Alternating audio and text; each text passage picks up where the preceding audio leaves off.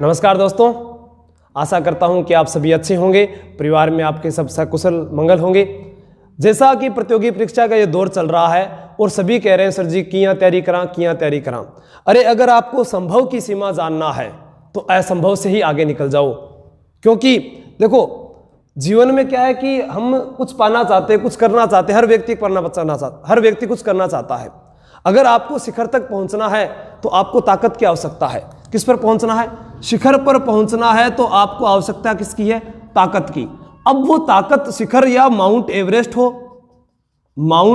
Everest हो या फिर आपका कोई भी पेशा हो, चाहे आप व्यापार करते हो, चाहे नौकरी करते हो, किसी भी प्रकार का आप व्यापार, नौकरी, पैसा, जिस फील्ड में आप कार्य करते हो उसमें अपनी सारी ताकत लगा दो, क्योंकि इस जीवन में शिक्षा से ज्यादा मूल्यवान कोई वस्तु नहीं है। शिक्षा से ज्यादा मूल्यवान कोई वस्तु को नहीं भाई, कोई वस्तु को नहीं थे जे धनगलारा बाज रहे हो नहीं, वो कोई काम का नहीं है, क्योंकि शिक्षा से ज्यादा मूल्यवान कोई वस्तु नहीं है। और शिक्षा को कैसे पाया जा सकता है? ओनली फॉर एक ही है, परिश्रम। क्योंकि कई गुरु मन कहने वाले ट्रिक पढ़ाओ, अरे शिक्षा का, एजुकेशन का कोई शॉर्ट ट्रिक नहीं होता है। सफलता हमेशा लगातार सतत प्रयत्न और लगातार परिश्रम से ही मिलती है। ठीक है, जैसे शिक्षा से ज्यादा कोई मूल्यवान कोई वस्तु नहीं है। एक आपको बात बताता हूं मैं। क्या हुआ कि एक गांव था, उस गांव में सड़क के किनारे से एक नई 4 व्हीलर गाड़ी निकल गई। ठीक है, जैसे गाड़ी निकली तो क्या हुआ कि एक कुत्ते का छोटा बच्चा, यानी पिल्ला जिसे बोलते हैं, वो पिल्ला वहां पर भागने लगा उसके पीछे। वो गाड़ी के पीछे पीछे भागने लगा, भाई गाड़ी गई है, नहीं देखा। वो भागने लगा, उसके पीछे एक कुत्ता, फिर 2 कुत्ता, फिर 3 4 ऐसे भागने लग गए। सारा बिंग लारा हो गया कि आज तो आ गाड़ी देखा कि हो रहे। लास्ट में एक बुढ़ा कुत्ता भी दौड़ रहा था। उस बुढ़े कुत्ते ने थोड़ी दूर दौड़ लगाई और बाद में वो रुक गयो। वो बाद में सोचा है भी आप भाग रहे क्यों? हाँ, किंग लारा बाज रहे आप अपने भाग किसके लिए रहे थे? उसने अगले वाले से पूछा कि मैंने भी ठाको नहीं। उसने अगले वाले से पूछा भी तू क्यों भाग रहे हो? कि मैंने भी ध्यान को नहीं। उसने अगले वाले से पूछा, उन्हें पता ही नहीं वो क्यों दौड़ रहे हैं। लास्ट में उस पिल्ले से पूछा, अरे भाई तू भी गाड़ी के लारे क्यों दौड़ रहे हो? तो उस पिल्ले ने कहा कि नई गाड़ी आई, मैं तो सुसु कराने जा रहे हो। ठीक है, यही दौर हमारे बीच में हो रहा है। हमको क्या है समझ नहीं आ रहा कि पढ़े क्या, छोड़े क्या होता है। दोस्तों, जीवन में जो कामयाब होते हैं ना, उनके चेहरे पर 2 ही चीजें दिखाई देती है। कामयाब व्यक्ति की 2 ही पहचान होती है। एक होती है खामोशी। क्या होती है? खामोशी। और एक होती है मुस्कुराहट। और इसका उदाहरण मैंने देखा है कि जो व्यक्ति खामोश और मुस्कुराते रहते हैं वो बहुत कामयाब है। जैसा मैं नाम लेना चाहूं, संदीप जी शर्मा, जिनके व्यक्तित्व से मैं जुड़ा, ठीक है, जिनसे मैं मिला, बहुत अच्छा लगा, असिस्टेंट प्रोफेसर। ठीक है, और सत्यवीर जी भेड़ा,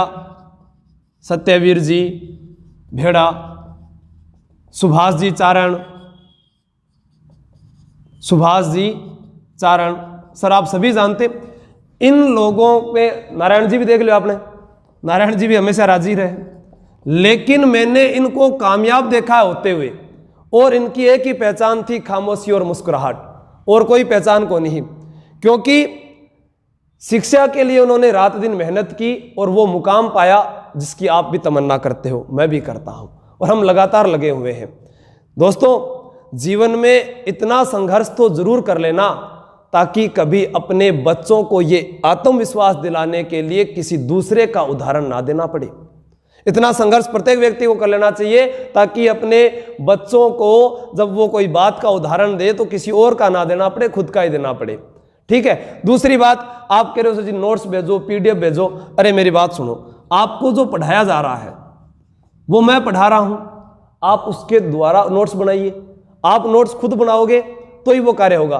क्योंकि इसके लिए भी मैं बताता हूं, सूरज की तरह अगर तुम चमकना चाहते हो तो पहले सूरज की तरह जलना होगा। सूरज की तरह अगर आप चमकना चाहते हो, सूरज की तरह आप चमकना चाहते हो तो सूरज की तरह पहला जल गए तो देखो, तो पक्की पकाई खाना चाहो कि आसू सर जी आवे माने पढ़ावे, वे आपका नोट्स भी दे दे, वे सारों की दे दे। अरे मेहनत आप भी तो कीजिए। तो सूरज की तरह अगर आपको चमकना है तो आपको सबसे पहले क्या होगा? जलना होगा। और अपनी सारी शक्तियों को एक साथ एक जगह ध्यान लगा दो। सोना बाबू का चक्रा में व्हाट्सएप पर, पबजी पर, वहाँ पर ज़्यादा ध्यान ना दो, मेहनत कीजिए। मैंने आपको कह दिया कि टेलीग्राम ज्वाइन कर लीजिए और जो आपको नोट्स मिलते हैं आप उनसे देखते रहिए। सतदीप जी शर्मा कौन है गुरु जी, आप कमेंट कर रहे हो, ये असिस्टेंट प्रोफेसर है। सत्यवीर जी भेड़ा जी असिस्टेंट प्रोफेसर है। इनके साथ में मैं जुड़ा मिला, मतलब कि एक मार्गदर्शक टीम है इनकी, आधार कोचिंग संस्थान झुंझुनू में चलता है। शिवाजी चारण को आप जानते ही हैं सर, ठीक है। तो मतलब नारायण जी जो वीडियो ले रहे हैं, तो आपको ये पता है कि जिंदगी में इन लोगों ने संघर्ष किया है और मेहनत को मुकाम पाया है। आप लोग वो मत आदत बनाओ कि वो जैसे गाड़ी आई उसके पीछे सारे भागने लगे, एक भर्ती है गुरुजी, पटवार को ही भर दियो, पुलिस को भर दियो, एलडीसी को फार्म भर दियो, तैयारी किंग करें। प्रतियोगी परीक्षा की तैयारी करने वाला विद्यार्थी कुछ तो ऐसे हैं जिन्हें अपने सिलेबस का नहीं पता। आप अपना सिलेबस उठाइए, पुरानी जितनी भी किताबें हैं उनको आप नोटबुक बनाइए। और क्या होता है कि जो नोटबुक आप बना रहे हो उसके अंदर आप नोट कर लीजिए, जैसा कि भविष्य की बात करें ना अपने, कि क्या बोल रहा था मैं, कि भविष्य के अंदर अगर आपको नोट्स हैं वही काम आएंगे। शिक्षा ही है जो आपका भविष्य बना सकती है, क्योंकि शिक्षा से मूल्यवान वस्तु कोई नहीं है। आप अपने नोट्स बनाइए, पुराने जो प्रश्न पत्र है उनको आप नोट कीजिए। उनको नोट करते करते आप पुराने पेपर को देखिए। 1997 के बाद पुलिस कांस्टेबल के पेपर स्टार्ट हुए, पुराने पेपर उठा लो। वसुंधरा राजे के सरकार में कैसा पेपर आया था, गहलोत सरकार के समय कैसा पेपर आया है, और उसके अनुसार तैयारी कीजिए। और जी पढ़नों की है ज़्यादा, सी पार्ट पढ़ना, बी पार्ट पढ़ना, कौन सी किताब ले रहा हूँ, गाइडों आपको ज़्यादा चक्कर में ना रहे। आप पेपर का आधार बनाकर उसी के लेवल की तैयारी कीजिए, ठीक है। रीट वाले कह रहे हैं जी कौन सी किताब, अरे सिलेबस ही नहीं पता चल रहा अभी, तो क्या बताएं आपको। तो उस अनुसार से आप तैयारी कीजिए और लगातार आप वीडियो जो बना रहे देख रहे हो उनके आप नोट्स बनाते रहिए। जैसा भी हुआ हर संभव मैं आपके साथ हूं, और जैसा मुझे मौका मिलता रहा मैं वीडियो डालता रहूँगा। और आप वीडियो को इसको भी ज़्यादा से ज़्यादा शेयर कर दीजिए, ताकि उन्हें भी पता चल जाए कि अगर सूरज की तरह चमकना है तो पहले सूरज की तरह हमको जलना होगा। हाँ, अगर आप सफलता की ऊंचाई पर हो तो धीरज रखना दोस्तों, क्योंकि पक्षी कितनी भी उड़ान पर हो आसमान में कोई ठिकाने नहीं होते हैं। कहीं ना मैं तो आज मुझे बहुत ऊपर चले गया, धीरज जरूर रखना दोस्तों, ठीक है। तो जय हिंद, जय भारत। वीडियो को शेयर करें। और कई क्या गुरुजी माने मोटिवेशन जो मोटिवेशनल, अरे एक उदाहरण बताता हूँ। एक माँ है, उसका बच्चा रो रहा है। अब उस माँ को ये बिल्कुल पता है कि मेरा बेटा रो रहा है, तो मैं उसके लिए क्या पहले मोटिवेट हूँ? उसको पहले ही पता है कि मेरा बच्चा रो रहा है, तो उसको वो प्रयत्न करना शुरू कर देती है ताकि मेरा बच्चा भूखा ना रहे, मेरा बच्चा भूखा ना रहे। वो उसके लिए मेहनत करने लग जाती है। और आपको भी ये पता है कि अगर आप मेहनत करोगे तभी आपको नौकरी मिलेगी, नहीं तो देख लो बयान फोड़ा पड़ रही है।